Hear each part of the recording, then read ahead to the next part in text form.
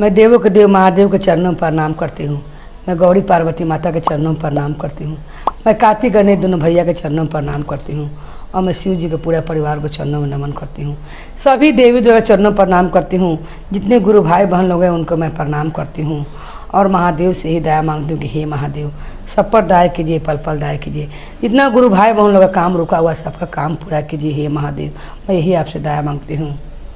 आज मैं पतिव्रता नारी की कथा सुनाने वाली हूँ। एक गांव में एक शाम नाम का एक व्यक्ति था।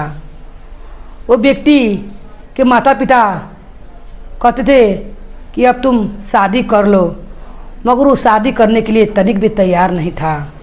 और वो कहता है कि शादी जब मैं कर लूँगा तो मेरा जीवन ये गृहस्थी में अझुरा जाएगा।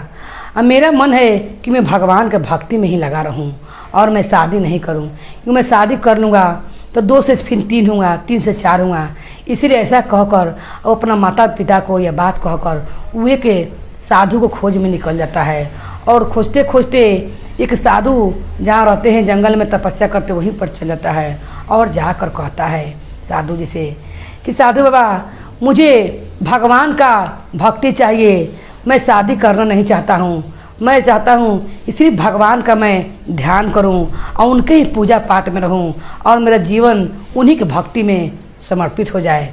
तब वो साधु बाबा समझाते हुए कहते हैं कि तुम विवाह कर कर भी भगवान का भक्ति कर सकते हो। ऐसा नहीं है कि जौन लोग विवाह करते हैं वो भगवान का भक्ति छोड़ते हैं, तुम ऐसा क्यों सोचते हो। तब वो कहता है शाम कि नहीं, मुझे सिर्फ भगवान का भक्ति करना है, मेरा जीवन विवाह में नहीं उलझाना है और ना अपना गृहस्थी बसाना है। मुझे बताइए, मुझे ज्ञान बताइए कि कैसे मैं भगवान का ध्यान करूं और भगवान का ध्यान करके मैं क्या से भगवान को पाऊंगा।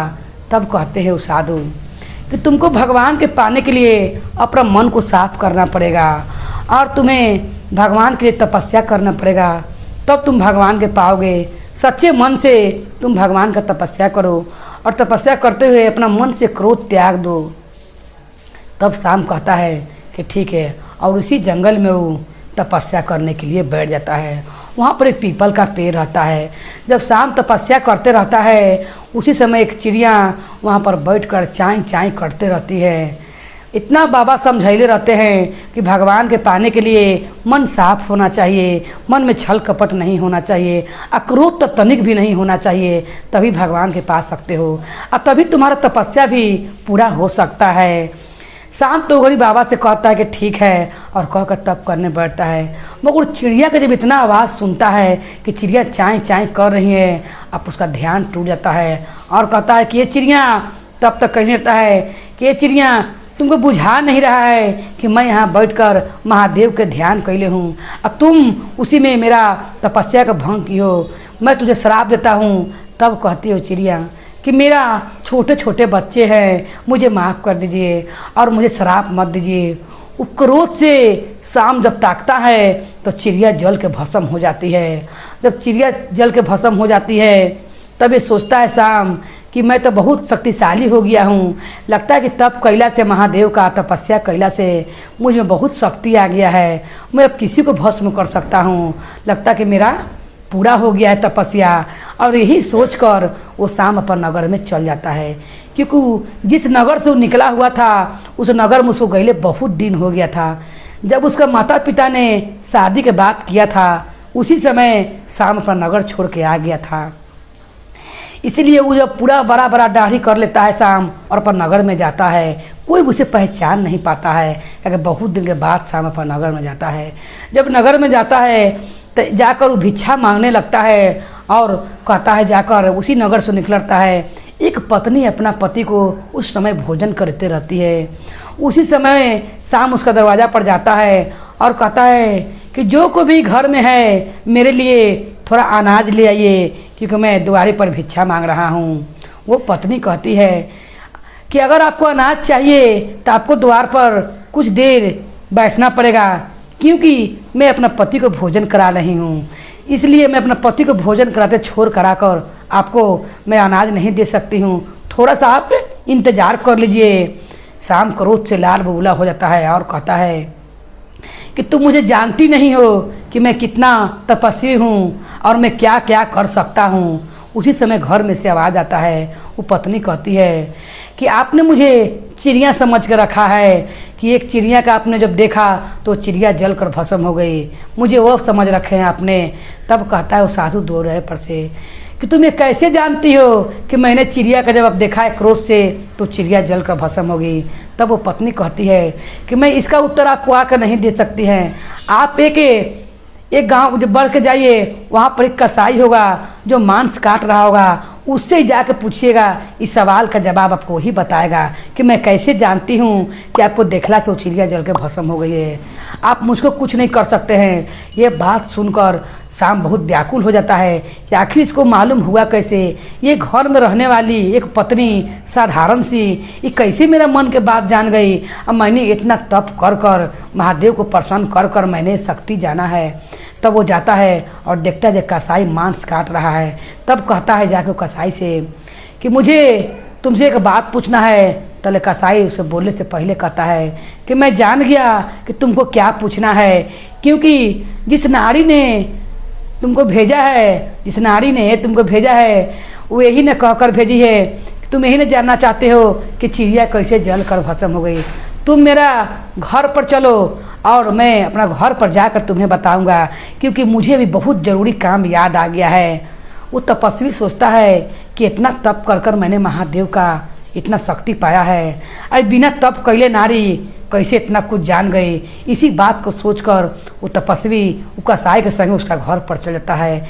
कसाई तो पहले जाता है तो जितना पैसा कमैले रहता है सब माँ बाप के अपना घर में चरण के लगे रखता है और माँ बाप को हाथ गोड़ धो के अपना हाथ से भोजन कराता है, क्योंकि उनका माँ बाप अंधा रहता है। वो कसाई को वो अपने माँ बाप को अपना हाथ से भोजन करवाता है और भोजन कराकर अपना माता पिता का चरण को स्पर्श करता है और अपना माथा पर हाथ फेरता है। जब कसाई इसे करते रहता है तभी शाम सोचता है कि ये बताइए कि ये सारा ये क्या कर रहा है मुझे बात बताने के लिए। तब कहता है शाम कि तुम जिस बात के लिए मुझे यहाँ बुला कर लाए हो पहले वो तो बता दो। तब कहता है कसाई कि मेरा काम हो गया, मैं आपको अब समझाता हूँ कि किस लिए उस नारी ने आपसे ऐसा कहा। तब शाम कहता है कि मुझे ये बात सुनने के लिए बहुत व्याकुल हूँ, मुझे समझाओ कि वो नारी घर में रहकर इतना कैसे ज्ञानवानी हो गई और कैसे इतना जान गई। तब कहता है कसाई कि जिस नारी से आपने भेंट कर कर आ रहे हैं वो नारी कोई साधारण नारी नहीं है, वो पतिव्रता नारी है। क्योंकि जब नारी अपना यमराज से अपना पति के प्राण ला सकती है तो भी सती नारी है, जो अपना पति के हूँ वो भगवान मानती है और पति के भगवान के समान ही सेवा करती है और भगवान को ही अपना पति मान करूँ सब धर्म निभाती है। इसीलिए भगवान उनसे प्रसन्न है। उसको तप करना के कोई ज़रूरी नहीं है। वो वैवाहिक जीवन लेते हुए भी अपना पति के सेवा कर कर उदम सती हो गई है। जो सब बात अगर हम जाने इसको मालूम हो जाता है। और मेरे बारे में सुनिए कि मैं कैसे जानता हूँ कि वो नारी कैसे जानी, क्योंकि मेरा काम ही है मांस काटना, मगर मांस काटते हुए मेरा वही रोजीगारे है। तो भगवान देख रहे हैं कि मेरा वही धंधा है मांस काट कर बेचना, मगर मांस काटते हुए मैं जितना पैसा कमा कर लाता हूँ अपने माता पिता के चरण में रख देता हूँ और अंधे माता पिता का मैं भोजन कराता हूँ, उनका चरण को स्पर्श करता हूँ, अपने माथा से लगाता हूँ, जिस कारण मेरा भक्ति तरमतार है। यही भक्ति से भगवान ने मुझे इतना ज्ञान दिया है कि मुझे तप करला के कोई फायदा में कोई काम नहीं है। बिना तप करते हुए भी मैंने सारा भगवान का ज्ञान और उनका दया पा लिया है।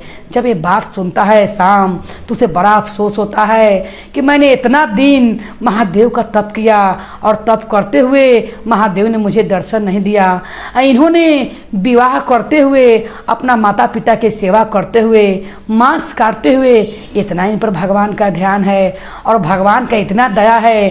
वो नारी कभी तप नहीं की, अपना गृहस्थी को इतना अच्छा चला रही है। वो अपना पति को ही भगवान मानकर और सब काम कर रही है। अब भगवान देखिए उस पर कितना दया किए हुए हैं महादेव कि सब बात का ज्ञान है। इसीलिए वहीं पर वो कसाई के लगे चरण में गिर जाता है और कहता है कि मैं गलत था जब मैं सोचता था कि मैं विवाह अगर कर लूँगा तो मेरा जीवन बेकार हो जाएगा, मैं गृहस्थी में छुड़ा जाऊँगा। मगर वो नारी भी ब्याह करते हुए भगवान के ध्यान में लगी हुई है और अपना पति को ही भगवान मानती है। अब भगवान से बिना तप कैले सारा उसको भगवान ने अपना कृपा उन पर बरसा दिया है और तपस्वी के बराबर ही है कि सारा बात उसे अगमजानी मालूम हो जाता है। तुम भी मांस काटते हुए अपन धर्म निभा रहे हो, अंधे माँ बाप का सेवा नहीं छोड़ रहे हो, ना उनको भोजन कराना सीखते हो, तुम श्रवण बेटा की तरह अपना माँ का सेवा कर रहे हो। मैं तो भगवान का तप कर कर भी एक चिड़िया को भस्म कर दिया, इसीलिए लगते हैं कि महादेव मुझसे प्रसन्न नहीं है। अब से मैं भी अपना दिल से सारा खीस खत्म कर दूंगा और भगवान का विवाह करते हुए मैं भगवान का भक्ति में जुड़ जाऊंगा। और अपना गांव जाता है, दाढ़ी मूछ बना लेता है और अपना गांव जाकर महादेव का मंदिर आता है, वहाँ महादेव के मंदिर में पूजा पाठ करता है और कहता है कि हे महादेव, आज से मैं अपना माता पिता का सारा बात मानूंगा और उनको बहू का सुख दूंगा और उनका बहू का सुख देते हुए अपना विवाह को मैं नारी के संबंध में रखते हुए, अपना जीवन को गृहस्थी में रखते हुए मैं आपका पूजा पाठ कभी नहीं छोड़ूंगा। ये बात उसको समझ हो जाता है और जितना गांव का लोग रहता है सबका उस सेवा शांत करने लगता है।